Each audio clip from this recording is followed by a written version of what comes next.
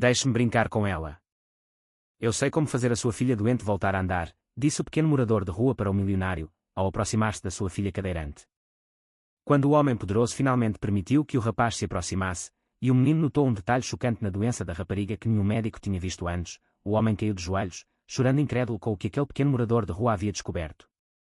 Não tomes isso, vai fazer-te mal. Gritou Diogo, um menino franzino de apenas 10 anos, com roupas gastas e um olhar aflito que traía a sua tenra idade. Ele era um morador de rua, mas o seu coração pulsava com uma força que nenhuma riqueza poderia comprar. E, naquele preciso instante, ele tentava desesperadamente impedir que a sua melhor amiga engolisse mais um comprimido. Na cadeira de rodas, com um olhar cansado que parecia pertencer a alguém muito mais velho, estava Beatriz, também com 10 anos, uma menina delicada, de pele pálida como porcelana e mãos frágeis que tremiam ligeiramente. Ela segurava a caixa de medicamentos como se fosse a última e única esperança da sua vida. Parada no meio do vasto e imaculado jardim da quinta, parecia uma flor a murchar sob o sol. Rui, o pai, surgiu de repente, com os olhos marejados e uma expressão de pânico. Aproximou-se rapidamente, o som dos seus sapatos caros a afundar na relva bem aparada. Não te aproximes da minha filha, disse ele, num tom de desespero contido, tentando logo em seguida acalmar-se, alisando o fato impecável. A minha filha tem uma saúde extremamente frágil e não pode expor-se à sujidade. A única coisa capaz de aliviar as suas dores terríveis são estes medicamentos. Desculpa, mas não posso deixar-te aproximar dela. Ele interpôs-se imediatamente entre o menino e a filha, agindo como um escudo humano, abraçando Beatriz contra o peito, como se temesse que ela pudesse desaparecer a qualquer instante.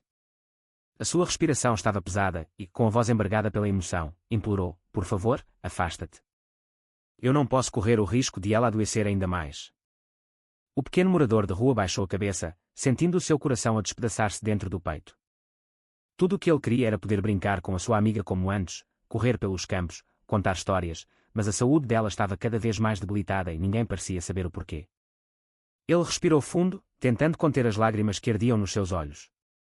O senhor não entende. Eu não lhe vou fazer mal algum. Só quero ajudá-la a sorrir de novo, a brincar como sempre fazíamos antes. O menino ergueu o olhar, e os seus olhos brilhavam com uma sinceridade desarmante. Mas a cada dia que passa, mesmo tomando esses comprimidos, ela só piora. Por favor, escute-me, senhor. Eu posso ajudar a sua filha, posso fazê-la voltar a andar. O pai da menina permaneceu imóvel, petrificado. O peso das palavras daquela criança mexia com ele de uma forma que não conseguia compreender. O empresário milionário olhou nos olhos de Diogo e, por um instante fugaz, viu a verdade pura refletida ali. O rapaz não tinha nada além da sua própria honestidade, mas a dúvida corroía o coração de Rui. Como poderia ele acreditar mais num menino de rua do que num médico de renome, pago a peso de ouro? Rui respirou fundo, com a voz a falhar, mas tentou manter a firmeza. Perdoa-me, rapazinho. Sei que te importas com a minha filha e entendo a tua frustração. Mas o que saberias tu sobre a doença da Beatriz? És apenas uma criança. Ele fez uma pausa, ajeitou delicadamente a filha na cadeira de rodas e completou, com a voz embargada: eu queria que tivesses razão, de verdade. Queria que a minha menina pudesse andar outra vez, mas isso não vai acontecer se ela parar de tomar os remédios. O silêncio pairou sobre o jardim. Apenas o canto distante dos pássaros quebrava a tensão palpável. Beatriz, até então calada, respirou fundo. A menina pousou a sua pequena mão trêmula e pálida sobre a do pai. A sua voz saiu fraca, mas firme. Mas, papá, se estes remédios me vão ajudar, por que é que me sinto mais fraca a cada dia? Porque não consigo melhorar e voltar a andar para brincar com o Diogo. As palavras de Beatriz ecoaram no coração do milionário como um sino fúnebre. Rui engoliu em seco, sem saber como responder. Como explicar a uma criança que tudo aquilo era apenas um tratamento lento e doloroso? Que talvez nunca trouxesse a melhora com que ela tanto sonhava. Ele respirou fundo, acariciando o rosto da filha, e tentou recompor-se.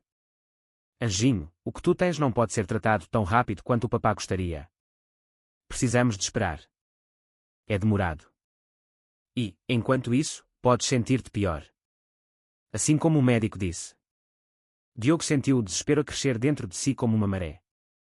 Ele não podia perder aquela oportunidade de os convencer.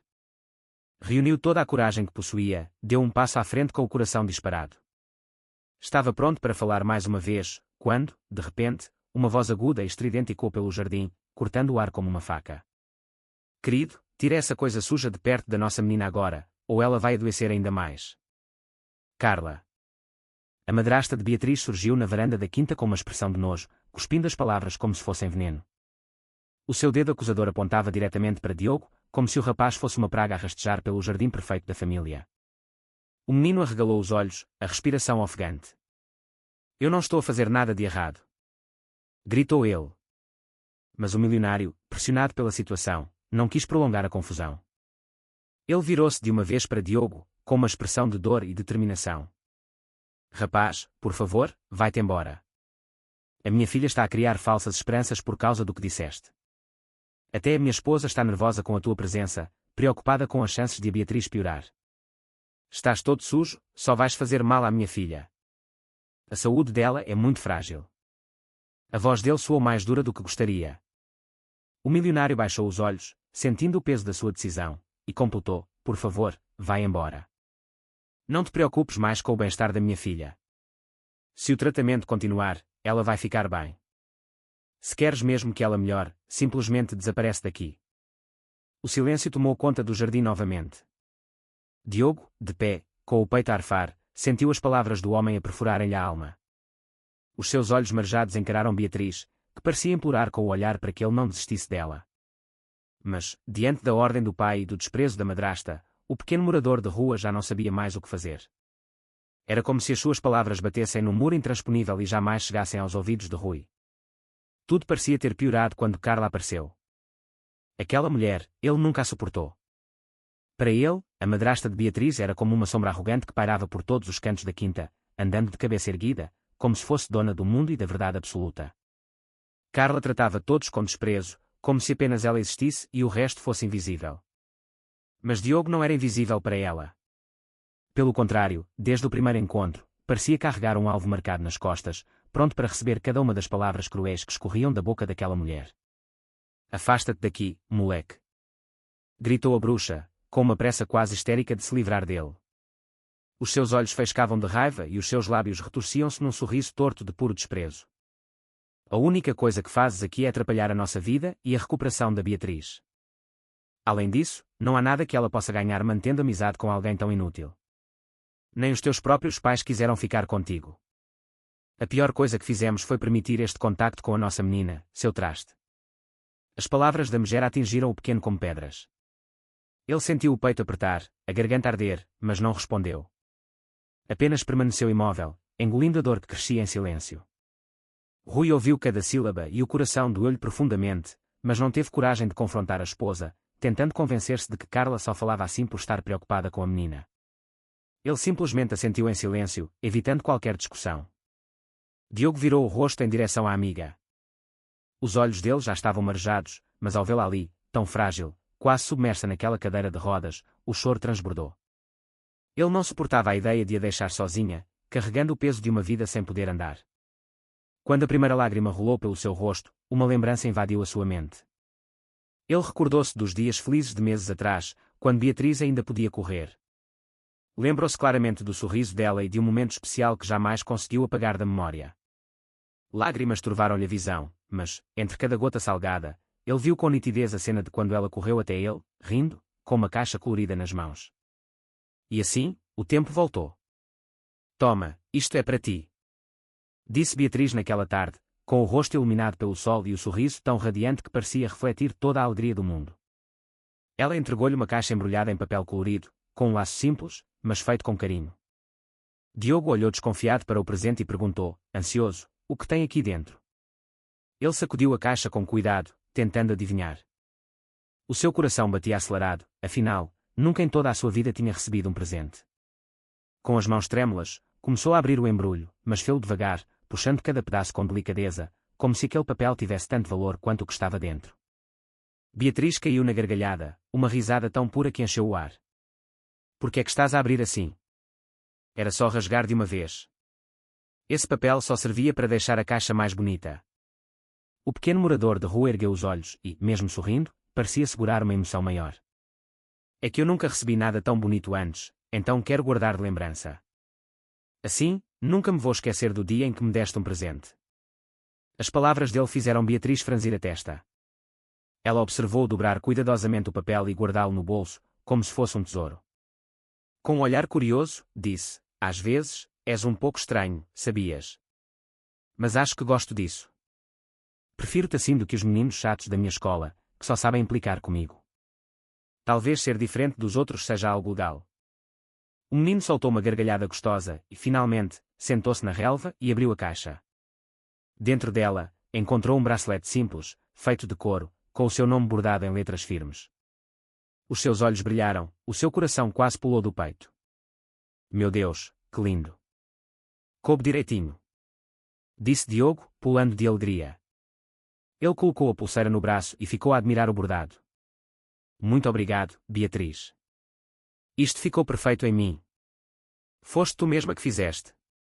Ele esperava ansioso pela resposta. E a menina, sentando-se no chão também, abanou a cabeça de um lado para o outro, sorrindo com malícia. Claro que não, rapaz. Como é que eu ia bordar couro? Eu só pedi ao meu pai para comprar a pulseira. Depois, pedi à minha ama para me levar a uma loja de bordados. Foi lá que mandámos fazer o teu nome. Enquanto falava, ela arrancava pequenos pedacinhos da relva, distraída. Diogo continuava a admirar o presente, encantado. Mas por que fizeste isso?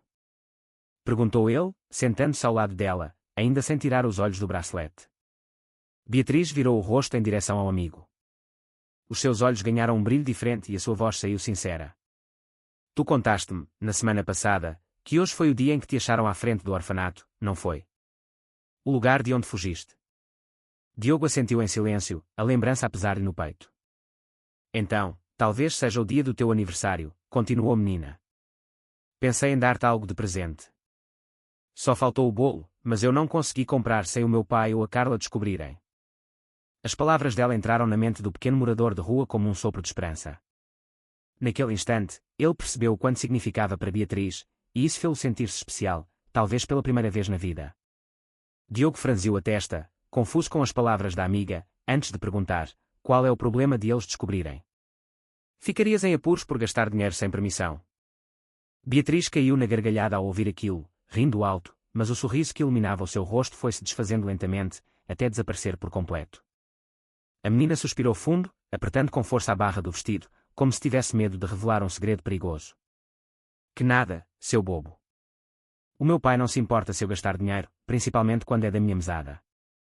O problema não é quanto eu gasto, e sim com o que eu gasto. Diogo inclinou a cabeça, intrigado. A expressão de Beatriz mudou.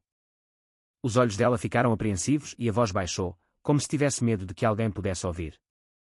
É que a Carla viu-me a brincar contigo naquele dia em que voltou do salão.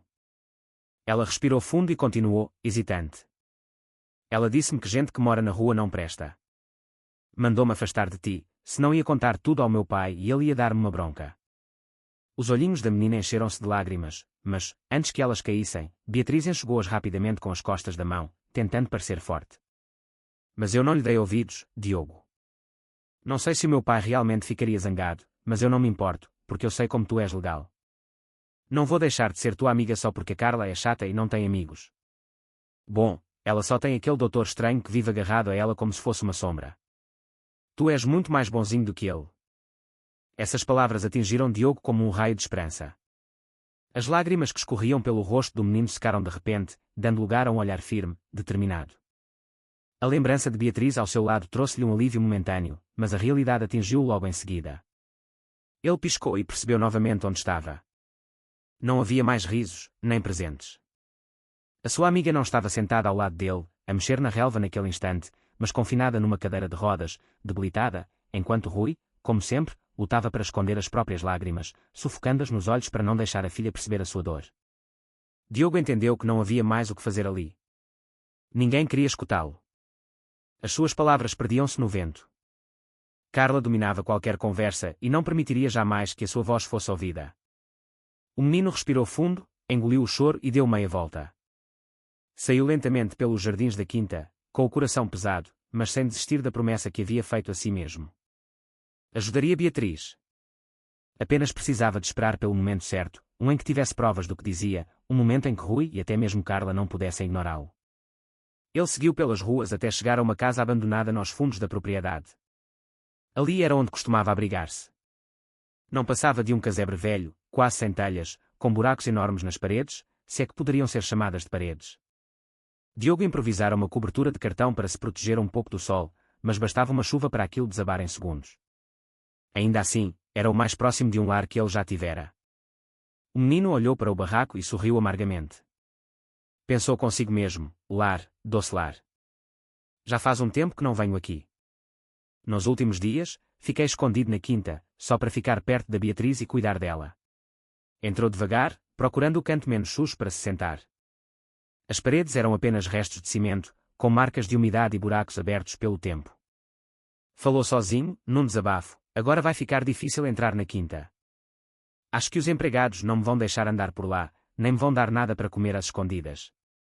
A bruxa da Carla já deve ter dado ordens para não me deixarem nem mesmo pisar no jardim. Ele colocou a mão na barriga, sentindo já o aperto da fome que viria logo. A minha dieta lá dentro não era das melhores, mas pelo menos sempre tinha alguém bom que me ajudava. Pensando bem, só quem não gostava de mim era a bruxa da Carla. Ela e o pai da Beatriz são super protetores demais, mas estão errados em pensar que eu sou uma ameaça. Diogo levantou-se e caminhou pelo casebre. Chegou até um quarto escuro, onde ficava a sua cama improvisada, um amontoado de almofadas velhas encontradas no lixo e um cobertor fino, cheio de remendos costurados com linha rosa. Aquilo era o seu único conforto nas noites frias, embora nem sempre fosse suficiente para espantar o frio. Ele aproximou-se, tocou no tecido e reparou nas marcas da costura. Um leve sorriso brotou no seu rosto, logo substituído por lágrimas que retornaram aos seus olhos. Aquele cobertor tinha história. Fora Beatriz quem o costurara com a ajuda de uma ama. Diogo fechou os olhos e deixou a memória invadir a sua mente mais uma vez. Recordou o dia em que ganhara o cobertor, justamente no mesmo momento em que recebeu a notícia mais dolorosa, a de que Beatriz não poderia mais andar. Os fios tortos e coloridos do remendo eram como um trilho que o guiava pelas lembranças. Era um dia ensolarado. Beatriz estava de férias da escola e passava a maior parte do tempo em casa. Diogo correu até à quinta, animado, mal conseguindo conter a expectativa. Naquele dia, planeavam desenhar juntos, como faziam sempre. Finalmente, agora que a Beatriz não precisa de ficar a estudar o dia todo, posso brincar com ela. A gente vai divertir-se o dia inteiro, e eu tenho a certeza de que ela me vai trazer algo gostoso para lanchar, pensou Diogo, sorrindo de orelha a orelha. Mas, ao chegar ao jardim onde sempre se encontravam, a cena foi diferente. Não viu ninguém. O silêncio estranhou, deixou-o apreensivo. O seu coração disparou, tentando entender o que estava a acontecer. O dia arrastava-se devagar e Diogo continuava sentado no mesmo lugar, esperando a sua amiga aparecer. O sol começou a pôr-se, tingindo o céu de tons alaranjados e rosados. E, ainda assim, Beatriz não surgia. O menino olhava para cada lado do jardim, inquieto, abraçando os joelhos, na esperança de a ver sair pela porta ou pela janela. Mas nada acontecia. Alguns funcionários da quinta passaram por ali. Todos já sabiam quem era aquele rapazinho que sempre aparecia escondido para ver Beatriz. Normalmente, faziam vista grossa, fingindo que não viam a sua presença, justamente porque sabiam da amizade pura entre os dois. Mas, naquele dia, algo estava diferente. Eles passavam, lançavam olhares rápidos na direção dele e seguiam adiante. Nenhum sorriso, nenhuma palavra, apenas expressões tristes, carregadas de algo que parecia pesar nos seus corações. Diogo percebeu que aqueles olhares não eram simples indiferença. Havia uma tentativa de dizer algo, como se quisessem avisar, mas faltava-lhes coragem. Que estranho, pensou o menino, franzindo a testa. Todos ficam a encarar-me, mas não dizem nada. O que será que está a acontecer? O tempo foi passando e a angústia do pequeno só aumentava. Até que, de repente, ele viu alguém aproximar-se. Era uma mulher de vestido elegante e cabelos ruivos a reluzir sob o pôr do sol. Carla. Ao lado dela, vinha a ama de Beatriz, carregando um saco pesado. Carla fixou os olhos nele e, com um olhar carregado de nojo, falou em alto e bom som: escuta, rapaz. A Beatriz está doente e não pode brincar. É melhor ir-te embora de uma vez, em vez de ficares aí a apanhar sol na cara como uma flor murcha. As palavras cortaram o ar, deixando Diogo em choque. Ele sentiu o coração acelerar e as perguntas atropelaram-se dentro da sua cabeça. Como assim, a Beatriz está doente? O que aconteceu? Porque ninguém me disse nada antes. Ele tentou falar, mas a voz quase não saiu. Finalmente, conseguiu balbuciar, desesperado: como assim? A Beatriz está doente. O que aconteceu com ela? Conte-me, por favor. Mas Carla nem se deu ao trabalho de o olhar nos olhos. Virou o rosto, Ajeitou o cabelo com desdém e respondeu friamente: ninguém sabe ao certo o que ela tem. A única coisa que sabemos é que a doença a deixou extremamente sensível a germes e, por isso, não pode ter contacto com alguém sujo como tu. Faz um favor, não te aproximes mais desta quinta. A crueldade daquelas palavras atingiu o pequeno morador de rua como um golpe. Ele caiu de joelhos no chão, com o corpo trêmulo. Durante toda a sua vida, nunca tivera um amigo verdadeiro. E agora, a sua primeira e única amiga estava doente, tão frágil que não poderia mais brincar com ele. A dor que sentiu naquele momento parecia insuportável. Carla apenas ergueu o queixo e seguiu em frente, deixando-o ali, como se os sentimentos dele fossem lixo espalhado pelo chão. Mas a ama, Sandra, que ao longe observara tudo, não conseguiu ser tão fria. Os olhos dela estavam marejados e as suas mãos tremiam. Com passos lentos, aproximou-se do rapaz e estendeu-lhe o saco que carregava.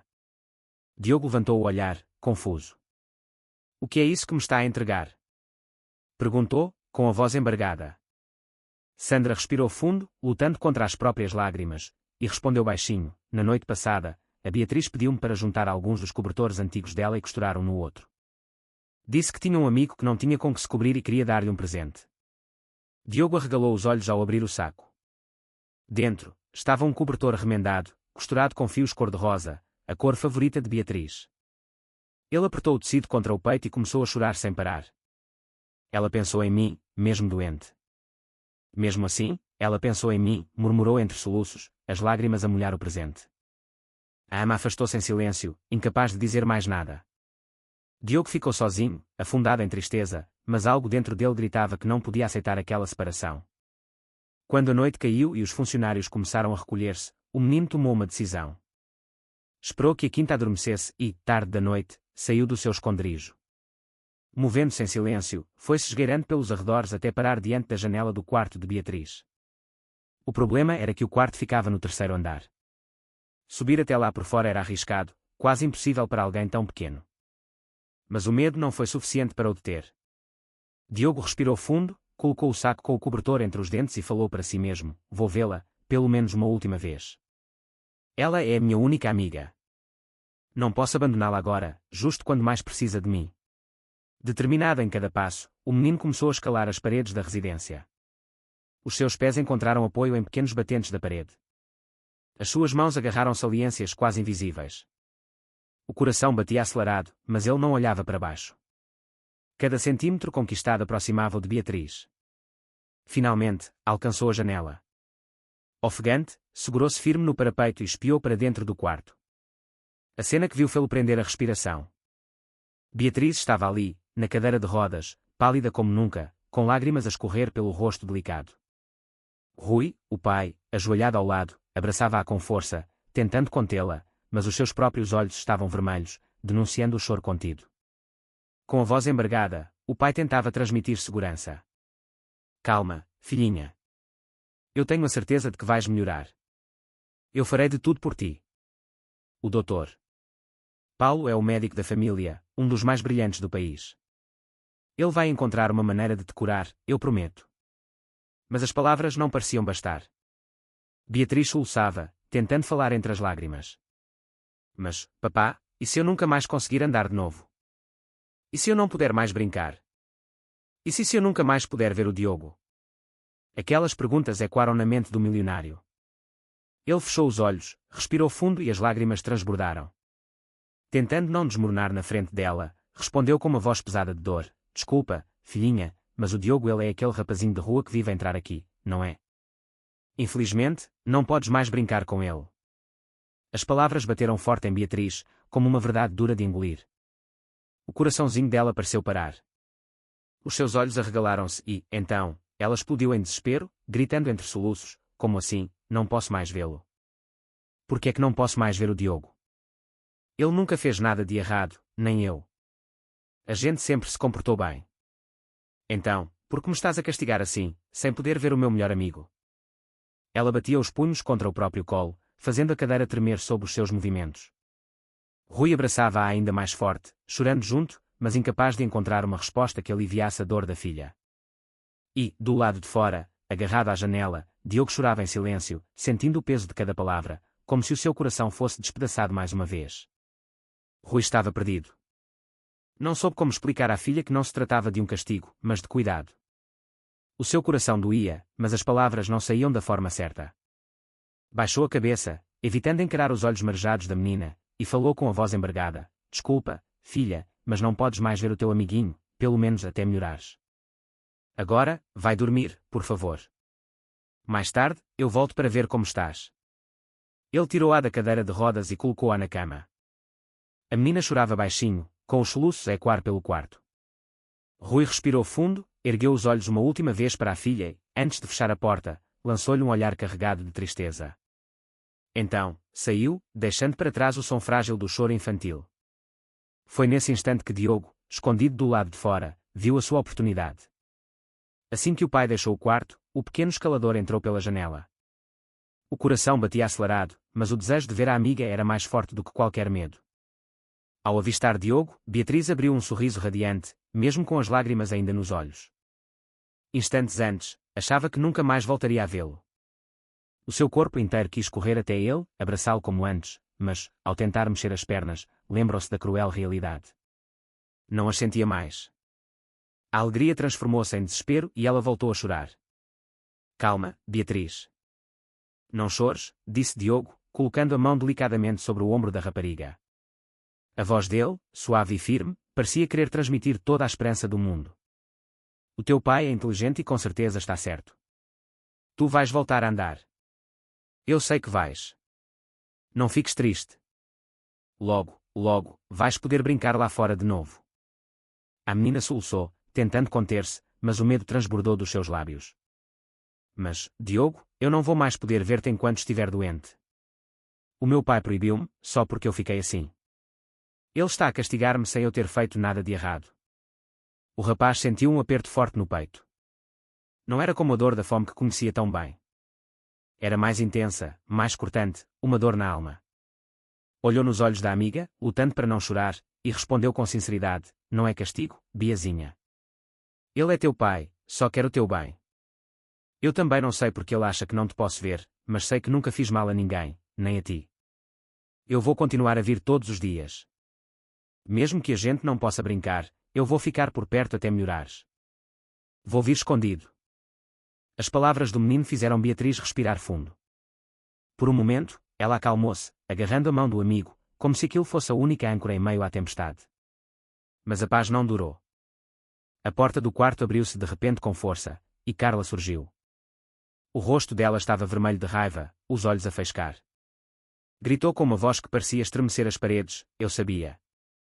Entraste escondido para fazer mal à nossa menina, seu pestinha, mesmo depois de eu te mandar desaparecer daqui. Gabriela assustou-se. O corpo inteiro tremeu.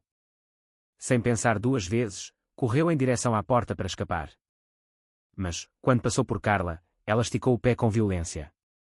O resultado foi inevitável. O menino tropeçou e despencou no chão, sentindo a dor a latejar no joelho ralado.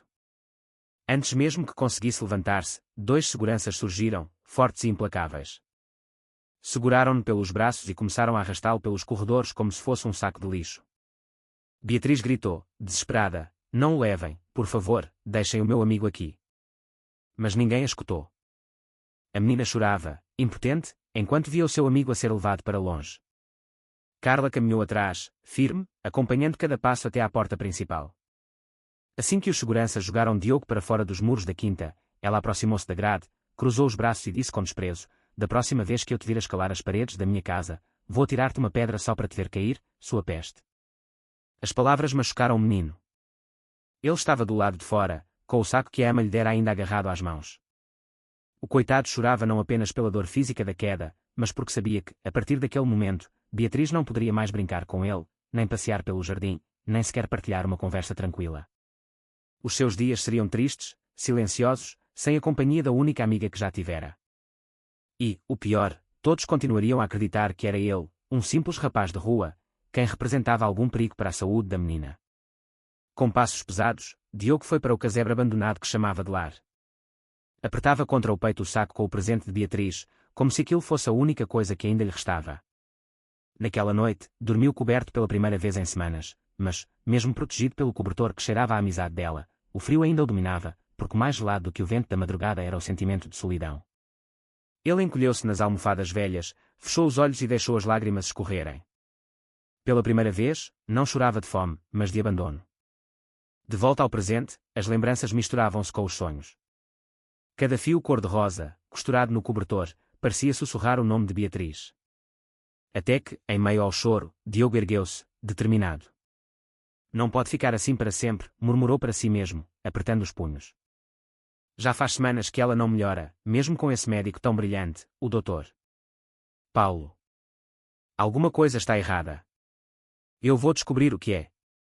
Ele respirou fundo, raciocinando em voz alta. O que pode estar a deixar a Beatriz tão doente? Eu sempre evito encostar nela quando conversamos, então não pode ser por minha causa. Além disso, ela quase nunca sai daquela casa. Não é a sujidade, não é a rua. Então, só pode ser outra coisa. Os olhos do menino fixaram-se no vazio, mas, dentro dele, a resposta parecia formar-se. Ele falou baixinho, com convicção. Ela nunca ficou tão doente assim. Alguém está a fazer-lhe mal, e eu tenho a certeza de que tem algo a ver com aqueles comprimidos que ela vive a tomar. E ali, sozinho, em meio às paredes quebradas do casebre, Diogo jurou a si mesmo que descobriria a verdade, custasse o que custasse. O menino estava tomado pela determinação, mas essa força logo foi interrompida por uma dor aguda no seu estômago. A fome queimava por dentro, não se alimentava direito há dias. Antes, era Beatriz quem sempre dividia o seu lanche com ele, trazendo frutas, biscoitos ou sanduíches escondidos da cozinha da quinta. Mas agora, separado dela, não tinha mais ninguém para o ajudar. Lembrava-se de como ela sempre cuidava dele, mesmo sendo tão frágil. E ele, em troca, sempre fora protetor, quase como um guardião. Agora, distantes, não tinham como se apoiar, estavam sozinhos. Com dificuldade, Diogo levantou-se, o corpo fraco e os joelhos bambos. Caminhou até à frente do casebre onde morava, o lugar em que as pessoas deitavam o lixo. A esperança era mínima, mas precisava de tentar. Não posso ajudar ninguém se estou a morrer de fome, pensou, respirando fundo. Vou procurar alguma coisa para comer enquanto penso numa maneira de ajudar a Beatriz. Chegando ao monte de sacos e restos, ele começou a forçar com as mãos pequenas, revirando papéis sujos, latas amassadas e embalagens rasgadas. O cheiro era insuportável, mas a necessidade falava mais alto. Procurava qualquer coisa que pudesse tapar o buraco na sua barriga, mas o que encontrou surpreendeu-o. Em meio à sujidade, havia uma pilha de caixas de remédio. Parou por um instante, franzindo a testa. Já faz alguns meses que estas caixas aparecem por aqui, murmurou. Pensando bem, começaram a aparecer algumas semanas antes de a Beatriz adoecer. O coração acelerou. Ele pegou numa das caixas e virou-a nas mãos. As letras estavam parcialmente apagadas pela sujidade, mas ainda era possível ler parte da embalagem. Uma suspeita terrível começou a nascer. Será que este é o remédio que ela está a tomar? Mas, se for, por que comprariam tanto remédio antes mesmo de ela adoecer? Diogo levou a mão à cabeça. O raciocínio parecia óbvio e, ainda assim, assustador demais para ser verdade. Finalmente, algo começava a fazer sentido, mas não podia concluir sozinho. Precisava de confirmação. Preciso de levar esta caixa até à Beatriz. Se for realmente o mesmo remédio, então nem o pai dela, nem a Carla sabem o que está a acontecer. Tenho que os avisar antes que seja tarde. Com o coração em chamas e as pernas a tremer de fraqueza, Diogo pegou na caixa de remédio e correu em direção à quinta. Os seus pés tropeçavam em si mesmos, os ossos doíam, mas ele não desistia. A fome, a exaustão e o medo não eram páreo para a esperança de salvar a sua amiga. Porém, quando chegou em frente à propriedade, o seu mundo desabou. Uma ambulância estava estacionada bem diante dos portões da quinta. E, dentro dela, Beatriz era levada, deitada numa maca. O seu rostinho estava pálido, os olhos fechados, a respirar com dificuldade. O menino sentiu o chão desaparecer sob os seus pés. Mas o que aconteceu? Gritou, com a voz a falhar de desespero. Ele tentou correr em direção à ambulância, mas o seu corpo enfraquecido não respondia. O ar fugiu-lhe dos pulmões e o coração apertou como nunca antes. Os seus joelhos cederam, desabou no chão com o corpo a tremer, sem forças. Nesse momento, Rui e Carla saíram a correr atrás da maca. O pai, desesperado, olhava apenas para a filha, ignorando todo o resto. Carla, por sua vez, não deixou de notar o menino caído, a arrastar-se na direção deles. Rui chegou a pensar em ajudar Diogo, mas, diante da gravidade, a sua prioridade era clara, a sua filha vinha em primeiro lugar. Carla, ao contrário, não perdeu a oportunidade de despejar a sua crueldade. Olhou para o rapaz com nojo e gritou, a voz estridente a cortar o ar, a culpa é tua. Ela piorou porque te aproximaste dela com as tuas mãos sujas. Se não fosses tu, ela estaria a melhorar em casa. Tu és o culpado por ela estar numa maca. Rui ouviu as palavras cruéis da esposa, mas, mais uma vez, a preocupação com Beatriz falou mais alto. Apenas segurou a mão da filha inconsciente e entrou na ambulância, ignorando completamente o menino atirado no chão. Carla foi atrás, sem se importar com os olhos suplicantes de Diogo. O rapaz, deitado na poeira, murmurava com dificuldade, eu preciso de falar com vocês. Por favor, escutem-me. Mas a sua voz era tão baixa que ninguém ouviu. O corpo estava fraco demais. Não tinha forças para alcançar a ambulância antes de ela partir. Perdeu a chance de avisar o que havia descoberto. Perdeu a chance de salvar Beatriz. As lágrimas escorreram pelo seu rosto sujo. O desespero era tão grande que ele mal conseguia respirar. E agora, o que posso fazer? Não tenho mais energia nem para me levantar. Não consigo ir até ao hospital deste jeito. Mal consigo manter-me acordado. A sua visão começou a ficar turva. O mundo girava. Cada piscadela era mais difícil que a anterior, e, lentamente, foi perdendo a consciência. As lágrimas desciam enquanto o corpo sucumbia à fraqueza. O silêncio foi tomando conta, até que, em meio ao escuro, ele escutou passos apressados que se aproximavam. Por um breve instante, acreditou que alguém vinha ajudá-lo, mas logo até esses sons desapareceram, engolidos pela escuridão. Restou apenas o nada, o silêncio, até que uma voz suave começou a surgir. No início, fraca, quase imperceptível, mas foi crescendo, ficando cada vez mais clara. Uma voz conhecida, doce como a lembrança de um sonho. Era Beatriz. Diogo. Diogo. Os olhos do menino abriram-se devagar. A luz do sol cegou por um momento, mas logo viu um rosto diante dele. Era ela. O rosto da amiga tapava o brilho forte do céu. Ele tentou falar, mas a garganta estava seca e o corpo fraco demais. Os seus lábios mal se mexeram. Beatriz, ainda ofegante, colocou a mão no ombro dele e disse com firmeza, não te mexas, rapaz. Eu vou trazer-te um pouco de água. Antes que ele pudesse reagir, a menina saiu a correr e, pouco tempo depois, voltou com uma garrafa de água mineral nas mãos. Com todo o cuidado, Beatriz inclinou a garrafa e foi derramando a água aos poucos na boca ressequida de Diogo. Os lábios dele estavam quase rachados, tamanha era a sede. Ela despejou até à última gota, sem parar, até que o rapaz engolisse tudo. O pequeno suspirou, aliviado. Estás a sentir-te melhor agora? Perguntou Beatriz, com uma expressão carregada de preocupação. Os seus olhos grandes fitavam-no como se tivessem medo de o perder. O pequeno morador de rua piscou, confuso. Há poucos minutos, ele lembrava-se de estar caído em frente à quinta, a assistir à sua amiga ser levada às pressas numa ambulância.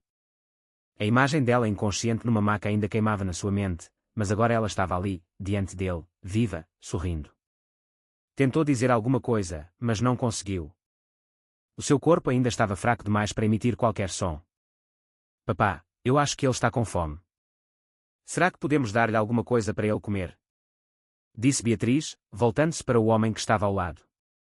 Rui observava Diogo caído, com a expressão séria, mas não fria.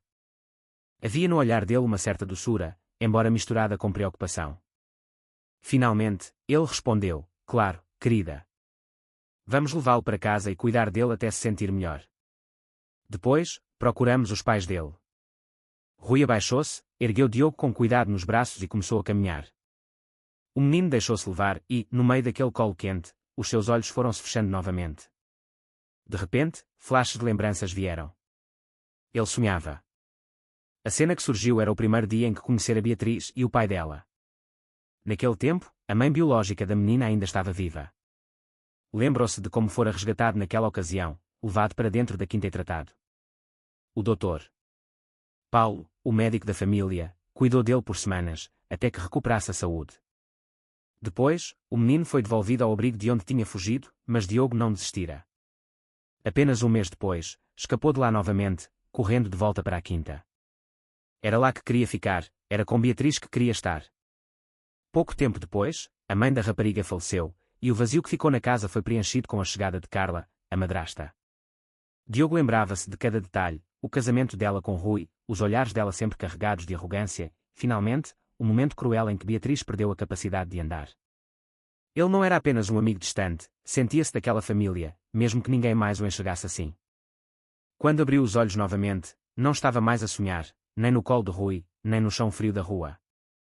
Estava num hospital. Onde estou? Murmurou, olhando para o teto branco e para as lâmpadas que iluminavam o quarto. Levantou um pouco o braço e percebeu os tubos de soro conectados na sua pele. O seu corpo ainda estava magro, frágil, mas havia uma leve sensação de energia a voltar, diferente da agonia que sentira antes. Os ouvidos captaram o som dos bips da máquina, a monitorizar os seus batimentos. Ele virou a cabeça e viu, preso à parede, um calendário. Os seus olhos arregalaram-se. 5 dias. Já se passaram 5 dias desde que a Beatriz foi levada de ambulância. Não, não pode ser. O desespero tomou conta. Ele levantou-se bruscamente da cama, arrancando os tubos do braço, ignorando a dor. O coração batia acelerado. Eu preciso de fazer alguma coisa, rápido. Gritou o rapaz, tentando caminhar.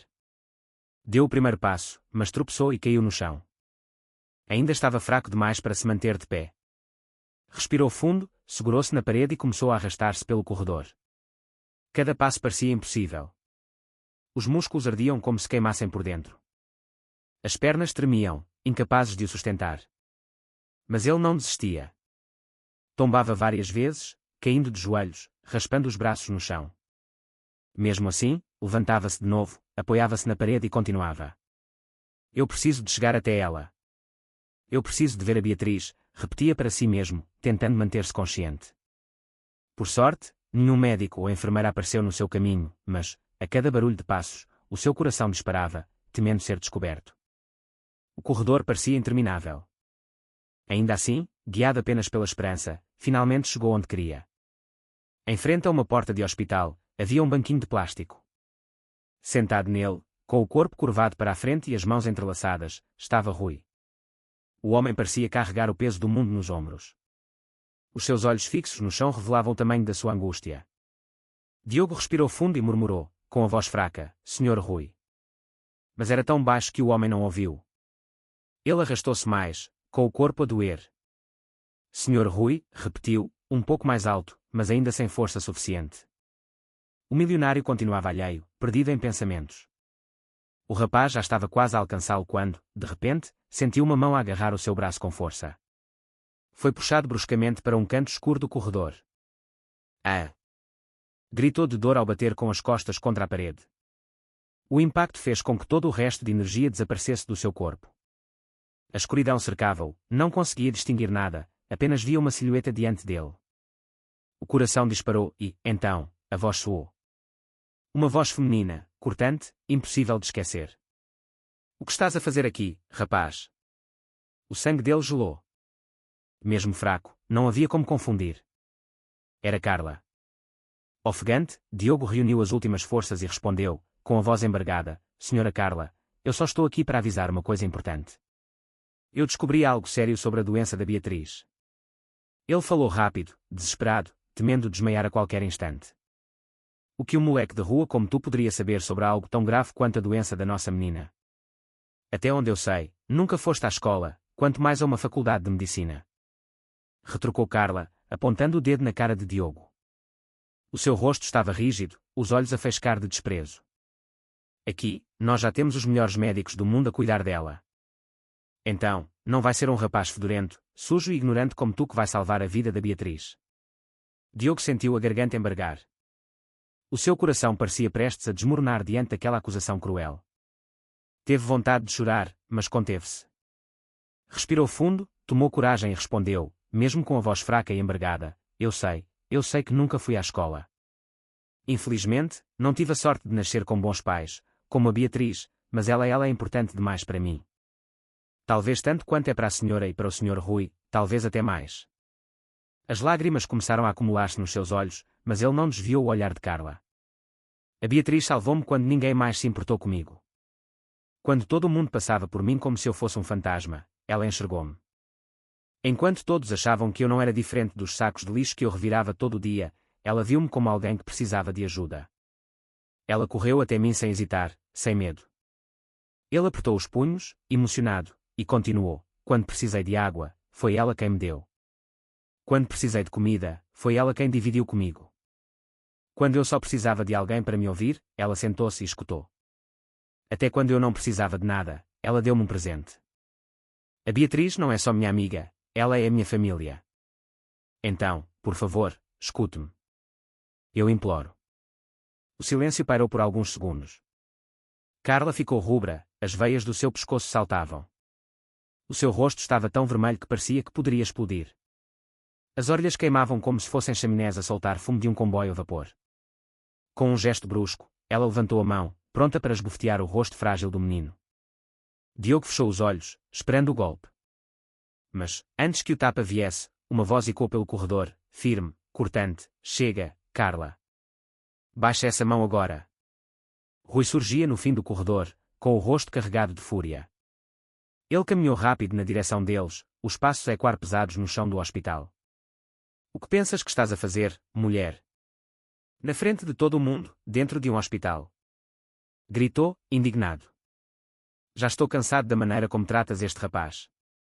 O menino está doente, Carla. Tu mesma viste quando o trouxemos para cá. Ele estava desacordado no chão, a arrastar-se para tentar chegar até à Beatriz. Rui respirou fundo, mas não diminuiu o tom da voz. A nossa filha pediu para salvarem o amigo dela, e só por isso eu desci da ambulância e mandei trazer este menino também. E, mesmo sabendo disso, vendo o estado em que ele chegou, tu ainda tentas bater-lhe. Perdeste completamente o juízo. Carla congelou. A mão levantada tremia no ar. Lentamente, ela baixou-a, sem saber como reagir diante da explosão do marido. Diogo abriu os olhos devagar, surpreso. Não acreditava no que ouvira. Olhou para Rui, chocado ao descobrir que tinha sido ele quem o salvara e que, mesmo presa a uma maca, mal conseguindo falar, Beatriz ainda se tinha preocupado com ele, pedindo que cuidassem do seu amigo. Senhor Rui, murmurou o rapaz, com a voz quase a sumir. Mas foi o suficiente. Rui imediatamente voltou-se para ele, a raiva pela esposa a dar lugar a um olhar firme e protetor. Eu preciso de contar algo urgente, disse Diogo, tentando manter-se de pé. O milionário aproximou-se rapidamente, segurou-o pelos braços e ajudou-o a sentar-se numa cadeira próxima. Ainda desapontado, lançou um olhar duro para Carla antes de se concentrar no menino. Fala, rapaz. O que aconteceu? O que precisas de me dizer? Perguntou o pai de Beatriz, abaixando-se para ficar à altura do menino, segurando as suas mãos com força. A respiração de Diogo era pesada. Ele lutava contra a fraqueza do corpo, mas reuniu todas as forças que lhe restavam. Usa os remédios da Beatriz, murmurou, enrolando a língua pelos efeitos dos medicamentos que lhe aplicaram. Mostre-nos, por favor. Eu preciso de ver a caixa. Rui virou-se para a esposa. Onde está o doutor? Paulo. Vai chamá-lo. Pede para trazer agora a caixa com os remédios da Beatriz. Carla arregalou os olhos, surpresa com a ordem. Logo em seguida, cruzou os braços e respondeu em tom debochado: vais mesmo acreditar nesse pirralho? No menino de rua. Rui, ele está a delirar, não percebes? Isso é um absurdo. Mas o milionário não recuou. Ele levantou-se, encarou a esposa bem nos olhos e falou com firmeza: traz o doutor. Paulo aqui agora ou eu mesmo o despeço hoje e contrato outro médico imediatamente. A voz dele soou como um martelo a bater. A madrasta de Beatriz sentiu um arrepio percorrer-lhe todo o corpo. Os pelos dos seus braços eriçaram-se e ela deu um passo para trás, assustada com a determinação do marido. Sem mais argumentos, virou-se e saiu a correr pelo hospital, apressada, em busca do médico. Rui voltou-se para Diogo, mais calmo, ajoelhou-se ao lado dele e perguntou: agora, conta-me, rapaz, enquanto esperamos. Por que queres tanto ver os remédios da Beatriz? No dia em que ela foi levada para o hospital, também tentavas impedi-la de tomar aqueles comprimidos. Diogo fechou os olhos por um instante, respirou fundo e, mesmo fraco, juntou coragem. Não podia perder aquela chance. Precisava de explicar de uma vez por todas. Algumas semanas antes de a Beatriz ficar doente, eu comecei a ver caixas iguais a essas deitadas no lixo. No começo, era só uma ou duas, a cada 4 dias, mas, depois que ela perdeu o movimento das pernas, começaram a aparecer muito mais, todos os dias. As mãos dele tremiam, mas as palavras saíam cada vez mais firmes. Eu não sei se é o mesmo remédio que ela está a tomar, Sr. Rui, mas não faz sentido. Não faz sentido alguém começar a tomar um remédio antes mesmo de ficar doente. Isso é estranho demais. Então, eu pensei, e se os remédios não estiverem a ajudar? E se forem justamente eles que estão a deixar a Beatriz cada vez mais doente? Rui ouviu atentamente cada palavra de Diogo. O milionário franziu a testa, pensou por alguns instantes, como se estivesse a remexer na cabeça para organizar as peças de um quebra-cabeças doloroso. E, então, falou com a voz contida, mas grave: entendo a tua teoria, mas não demos nenhum remédio à Beatriz até 2 semanas depois de ela perder o movimento das pernas. Seria impossível ter caixas de remédio no lixo antes disso, disse ele, olhando para Diogo como quem busca alguma falha no raciocínio do menino. O rapazinho, que até então estava vacilante, ergueu um pouco mais a postura, fechou o rosto num sinal de decisão, como se aquela dúvida alimentasse mais coragem, e respondeu com um tom um pouco mais firme: exatamente, esse é o problema. Não era para ter caixas do remédio dela no lixo antes de ela ficar doente, e, ainda assim, estavam lá. Sempre que eu revirava o lixo atrás de comida, encontrava uma delas, falou Diogo, afoito, pressionando as palavras como se empurrasse uma porta que não queria abrir. Eu não tenho a certeza se é o mesmo remédio que ela toma, mas, se for, tem algo muito errado, computou ele, inclinando o corpo para a frente, como se pudesse empurrar a verdade para fora com o próprio peito. As palavras ficaram a pairar no ar. Rui sentiu um frio a subir-lhe pela espinha. Os seus pensamentos correram, rápidos e brutais. Percorreu mentalmente todos os laços de confiança daquela casa. Lembrava-se de como Carla sempre parecera carinhosa com Beatriz, do tempo em que o Dr. Paulo acompanhava a família desde a época em que a mãe da menina ainda vivia, e de todo o investimento que havia feito em tratamentos e especialistas. A ideia de que alguém tão próximo pudesse estar por trás da dor da filha soava impossível e, ao mesmo tempo, terrivelmente possível. Ele murmurou para si mesmo, quase sem voz: será que a minha filha nunca esteve realmente doente? E se, todo este tempo, ela foi envenenada? Pensou, o rosto a ficar pálido, enquanto a sugestão maquiavélica tomava forma. A angústia apertou-lhe o peito até se lembrar do instante, poucas horas antes, em que o Dr. Paulo lhe trouxera notícias que rasgaram o seu mundo. Rui voltou no tempo, por breves segundos, foi trazido de volta àquele momento na sala do hospital, quando Paulo, com uma expressão séria, lhe fizera o relatório dos exames. O médico havia pousado uma mão no ombro do patrão e, num tom baixo, lançado a sentença: sinto muito, Sr. Rui. Tentámos tudo o que podíamos, mas os exames não mostram melhoras.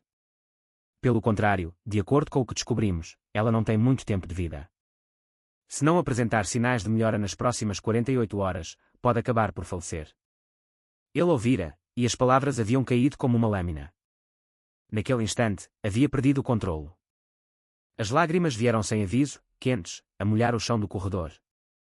Minutos depois, a dor transformou-se em fúria. Rui, tomado pelo desespero, agarrara o médico pela gola e gritara com a voz quebrada e violenta: não me diga isso, por favor, não me diga isso. Tendo depois completado, entre soluços: nós gastámos milhares de euros com os melhores medicamentos, e eu mesmo te contratei, Paulo. Eu confio em ti. Precisas de salvar a minha filha. Disse ele, agarrando o peito como se algo lhe tivesse sido arrancado. Paulo, com calma clínica, tentara acalmar o homem, tocando nos seus ombros e falando com cuidado: eu entendo, Sr. Rui. Sou médico da sua família há muito tempo e também sinto a dor de perder uma paciente, disse o doutor. Mas isso apenas inflamou mais a raiva do pai. Rui proferira, então, num grito misto de dor e incredulidade: paciente. Ela é a minha filha. E caíra de joelhos no chão, desamparado. A lembrança do pranto deu lugar ao presente. De volta ao corredor, diante do rapaz, o milionário sentiu as peças encaixarem-se. Se Diogo estivesse certo, então alguém em quem ele confiava, talvez Carla, talvez Paulo, poderia ser o responsável por aquilo. Um pensamento terrível percorreu a sua mente. Se eu estiver errado, destruo relações que tenho com pessoas importantes. Se eu estiver certo, talvez ainda tenha tempo para salvar a Beatriz, murmurou para si mesmo. Ele encarou Diogo por alguns segundos, com olhos que pediam responsabilidade. Rapaz, se estiveres certo, significa que a Carla ou o Paulo é o culpado. Se estiveres errado, não só podes perder a Beatriz para sempre, como também destruir a relação que eu, a Carla e o Paulo temos, falou ele, pesado, como se pesasse destinos. Diogo, que sentira o corpo do homem tremer diante daquela possibilidade, segurou com firmeza a mão de Rui, deixando transparecer a sua própria convicção. Olhou nos olhos do pai de Beatriz e falou, calmo, ainda que tenso: sim, eu sei disso. Mas acredita em mim, eu nunca tive tanta certeza de algo na vida. Não há nada que eu a ame mais do que a Beatriz. Se eu duvidasse, não teria vindo aqui contar-lhe, disse o menino. Nesse instante, a cena foi interrompida pela chegada de Carla, ofegante, com o doutor Paulo logo atrás dela. Ela anunciou com uma voz de fachada controlada: aqui está o médico, amorzinho. Eu trouxe-o como pediste, disse ela, colocando o profissional à vista de todos. Rui virou o rosto, apertou os olhos e, sem hesitar, fixou a atenção no médico. Sem demonstrar tremor, comandou: Paulo, mostra-me a caixa do remédio que estás a dar à minha filha. Traz-me agora mesmo, disse o milionário, com a determinação a cortar a sala como um pedido irrevogável. Tudo bem, senhor. Por sorte, eu carrego sempre uma comigo, no caso de emergência, respondeu o doutor Paulo, a voz a tentar soar calma. Ele enfiou a mão no bolso da bata e tirou uma caixinha, ainda lacrada, entregando-a a Rui. Diogo, ao ver a embalagem, arregalou os olhos, reconheceu-a de imediato. O coração disparou. Antes mesmo que Rui pudesse tocar na caixa, ele levantou-se como pôde e falou alto, com toda a força que lhe restava: é essa. Essa é a caixa que eu sempre via no lixo. É a mesma que eu vi semanas antes de a Beatriz ficar doente. As palavras ecoaram pelo corredor. No mesmo instante, Paulo congelou. As mãos que seguravam a caixa tremiam. Quando Rui estendeu o braço para a pegar, o médico hesitou e segurou-a com força, como se tentasse impedir o patrão de a ver. Esse único gesto foi suficiente. Rui cerrou o punho, com os dentes travados de raiva, e encarou o médico com os olhos a faiscar. Paulo, vou dar-te só uma chance de responder.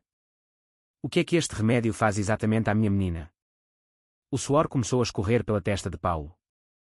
A sua voz saiu trêmula, pouco convincente: eu já lhe contei, Sr. Rui. A sua filha tem uma doença crónica nos nervos que dificultam os movimentos. Este remédio ajuda a aliviar as dores e, com fisioterapia, aos poucos, ela poderia recuperar o movimento das pernas. Rui apertou os punhos. Com um gesto brusco, arrancou a caixa das mãos do médico e atirou-a ao chão. O barulho ecoou pelo corredor. A voz dele explodiu, carregada de fúria: então, explica-me porque é que estas caixas já estavam a aparecer no lixo da minha casa antes mesmo de ela perder os movimentos das pernas. Paulo contraiu-se, deu um passo para trás, incapaz de responder. O suor aumentava, a escorrer-lhe pelo rosto.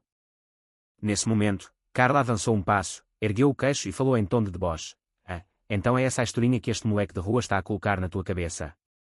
Vais mesmo acreditar nele? Por que é que as palavras de um mendigo valeriam mais do que as do teu próprio médico?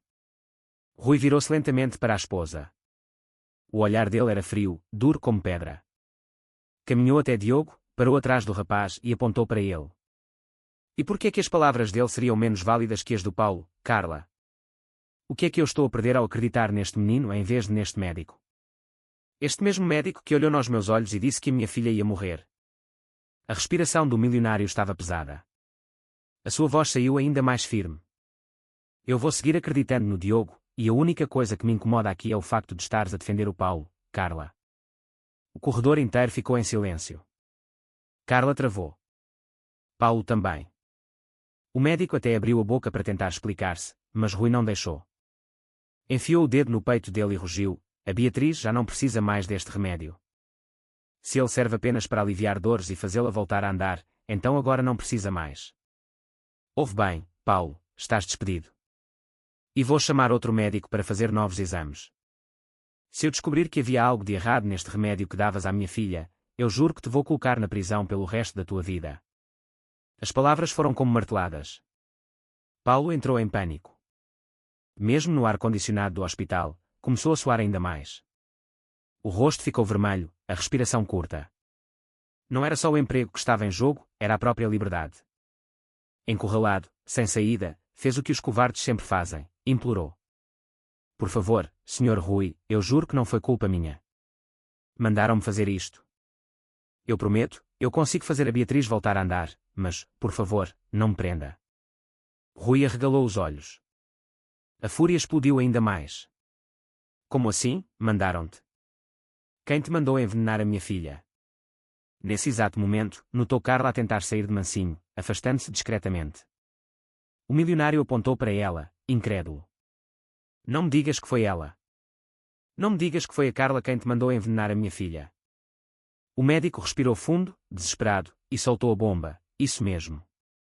Foi ela. Foi a Carla. Ela seduziu-me, convenceu-me e obrigou-me a envenenar a Beatriz.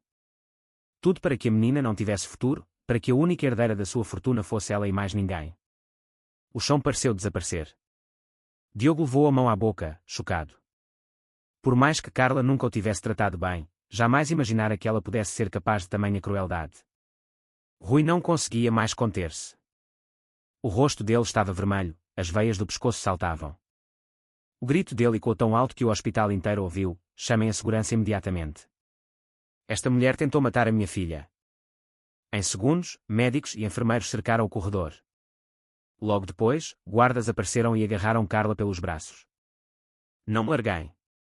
Isso é mentira. É tudo uma mentira. Berrava ela, a esbracejar, tentando soltar-se, mas foi em vão. Ao lado, Paulo também tentou escapar, mas foi contido pelos seguranças por ordem de Rui. Ambos foram levados para uma sala isolada, onde aguardariam a polícia. Diogo sentiu o coração finalmente aliviar. Depois de tudo o que havia sofrido, depois de todos os gritos, humilhações e dores, a sua voz tinha sido ouvida. Conseguiu avisar Rui, conseguiu expor a verdade. As lágrimas agora escorriam, mas não eram de tristeza, eram de alívio. Finalmente, a Beatriz vai ficar bem, murmurou o rapaz, apertando o peito com força. A dor que carregava parecia começar a dissipar-se. Já não sentia mais tanto medo de a perder. Pelo contrário, o seu coração batia acelerado de ansiedade. Ansiedade para a ver sorrir outra vez. Ansiedade para um dia a ver de pé, a andar e a correr como antes. Rui respirou fundo, sentindo o peso da traição que lhe rasgara o coração. Ainda assim, no meio de tanta dor, havia um consolo maior: finalmente, teria a filha de volta. A esperança de a ver andar outra vez tornava qualquer outra coisa insignificante. O tempo correu. 2 dias depois de toda a revelação, Beatriz acordou. Estava ainda desnorteada, mas havia algo diferente. A sua pele tinha mais cor, o seu olhar estava mais vivo. Pela primeira vez em meses, a menina parecia realmente saudável. Semanas passaram-se, com o corpo a fortalecer-se aos poucos. Beatriz voltou a sentir o movimento das pernas. No início, cada tentativa era dolorosa, cada passo uma luta. Mas, meses depois de abandonar os remédios adulterados, finalmente conseguiu levantar-se sozinha. Andava devagar, com alguma dificuldade, mas estava de pé. E, para Rui e Diogo, aquilo era um verdadeiro milagre. Enquanto isso, Paulo e Carla tiveram outro destino. Ambos foram levados a julgamento. Os exames realizados revelaram a verdade: o remédio receitado pelo médico estava adulterado, feito para destruir lentamente os nervos da menina até paralisar todo o corpo e levá-la à morte. Durante o processo, uma revelação ainda mais cruel veio à tona. A mãe de Beatriz também havia recebido o mesmo medicamento. O plano diabólico era ampliar o veneno, atingir Rui até que apenas Carla restasse como única herdeira de tudo. O tribunal não teve dúvidas. Por confessar a sua participação, Paulo foi condenado a 30 anos de prisão. Carla, como mentora e mandante do crime, recebeu 60 anos de sentença. A mulher que tanto desejara a fortuna de Rui terminaria os seus dias atrás das grades, sem direito à liberdade. E Diogo, o menino em quem ninguém acreditava, que fora tratado como lixo, provou ser o verdadeiro herói. Depois de salvar a vida da sua melhor amiga, recebeu o maior presente que jamais sonhara: Rui adotou oficialmente. O milionário entendeu que, naquele rapaz, havia encontrado um membro da família que nem sabia que precisava, mas que o destino lhe entregara. Diogo nunca mais passou fome, nunca mais enfrentou o frio, nunca mais precisou de pedir água. Ganhou um lar, uma família e, principalmente, uma irmã de coração que o amava como ninguém. No fim, a bondade mostrou-se mais forte do que qualquer veneno. O simples gesto de Beatriz, quando deu a sua água a Diogo, salvou não apenas a vida do menino, mas também a dela mesma. Era a prova de que o destino sempre cobra as suas dívidas e recompensa quem pratica o bem. Os anos passaram. Diogo e Beatriz cresceram juntos, cada vez mais unidos. Nunca mais ouviram falar de Paulo ou de Carla, cujos nomes se perderam no esquecimento atrás das grades.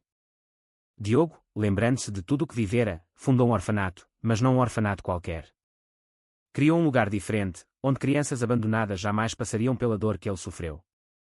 Ali, cada pequeno teria alimento, cuidados, carinho e uma chance de viver com dignidade. Já Beatriz trilhou outro caminho. Tornou-se médica, especializada em doenças que causavam paralisia. Ela sabia mais do que ninguém como era sentir-se incapaz, presa a uma cadeira de rodas, e, por isso, dedicou a sua vida a ajudar outras crianças a voltarem a andar, oferecendo esperança onde antes só havia desespero. E assim, lado a lado, os dois transformaram as suas cicatrizes em força.